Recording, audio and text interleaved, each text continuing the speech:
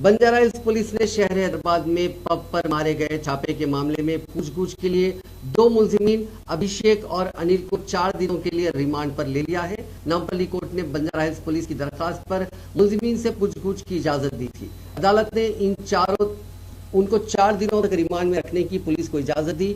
उन दोनों को पुलिस ने क़ब्ल गिरफ्तार करते हुए अदालत में पेश किया था। उन दोनों से पुलिस इस पब में मंशियात के बारे में पूछगछ करेगी। पुलिस इस बात का भी पता चलाने की कोशिश करेगी कि मंशियात कहां से लाई गई थी और उन्हें किस किस को सप्लाई किया जाता रहा। पुलिस मुलजिमीन को 18 अप्रैल को नामपल्ली कोर्ट में दोबारा पेश करेगी। वाज़ेह है कि 8 अप्रैल को पुलिस ने नामपल्ली कोर्ट में एक दरखास्त दाखिल करते हुए इस पब के मालिक और मैनेजर को 7 दिनों की तहवील में देने की ख्वाहिश की थी। अदालत ने इस मामले की समाअत 11 अप्रैल तक मुलतवी कर दी थी। पुलिस इस पब में आने वालों की नकल हरकत पर सीसीटीवी कैमरों के जरिए नजर रखे हुए है।